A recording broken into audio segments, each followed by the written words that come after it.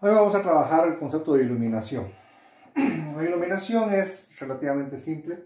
Es un concepto más de aplicación, de ser eficiente en el manejo de la luz. Por ejemplo, tenemos una lámpara y sobre esa lámpara sale un flujo de luz, que obviamente lleva su intensidad luminosa. Lo que nos interesa a nosotros es exactamente ese flujo luminoso que llega a una área. Por ejemplo, estamos escribiendo sobre nuestro escritorio, entonces el área interesante aquí a analizar es el área de la paleta de nuestro escritorio, el área de la mesa de nuestro escritorio. ¿Por qué? Porque para eso es que tenemos la iluminación. En este caso tenemos una iluminación acá y nos interesa el pizarrón. Entonces, nosotros tenemos que hacer nuestro análisis directamente hacia el área del pizarrón. ¿Cómo hacemos esta relación? Bueno, la relación es iluminación, que se designa con la letra E, es igual al flujo luminoso dividido el área. El flujo luminoso ya sabemos que se trabaja en lumen y el área pues se da en metros cuadrados. Entonces esta división de lumen sobre metro cuadrado nos da una cantidad física que se llama lux. La cantidad física lux, que es con la que trabajamos en el concepto de iluminación. Esta cantidad física, pues al final lo que nos va a determinar es precisamente cómo podemos nosotros trabajar nuestra luz que está siendo aplicada para un trabajo definido. Entonces, podemos trabajarlo de dos formas. A ver, podemos saber el área donde estamos trabajando, podemos saber el flujo, pero a veces se nos vuelve difícil encontrar el flujo. De hecho, las especificaciones de alguna lámpara no nos determinan el flujo, pero sí nos dan, por ejemplo, la intensidad.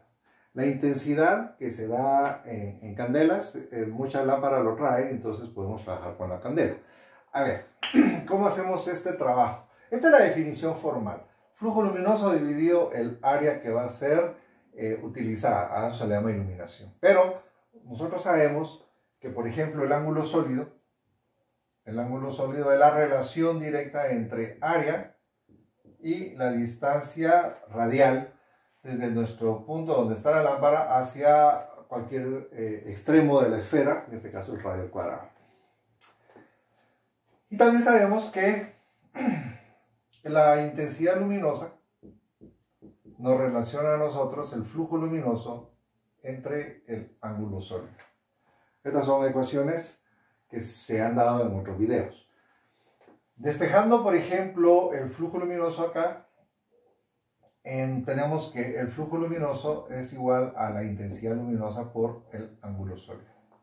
Pero también sabemos que el ángulo sólido es, de acuerdo a esta ecuación que está aquí arriba, el área por dividido el radio al cuadrado.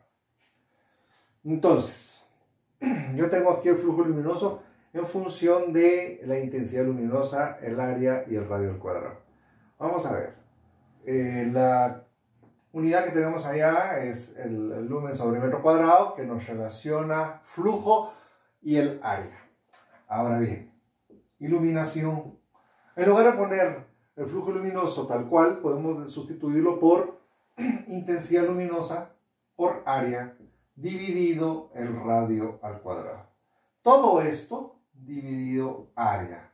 Esta área pues tiene un denominador 1, que lo podemos trabajar para que sea una operación fraccionaria donde los extremos se multipliquen y los de en medio también. El extremo se multiplica y queda en el numerador, los de en medio se multiplican y quedan en el denominador. Entonces, en este caso nos va a quedar que la iluminación es 1 por I por A, dividido radio al cuadrado por área. Área dividido área nos da 1, entonces nosotros tenemos que la iluminación nos da también una relación directa entre intensidad luminosa y radio al cuadrado.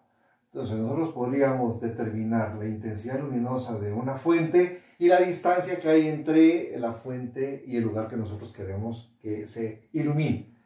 Eso también nos da la oportunidad de decir, ok, la intensidad luminosa dividido el radio al cuadrado es exactamente igual al flujo luminoso dividido el área.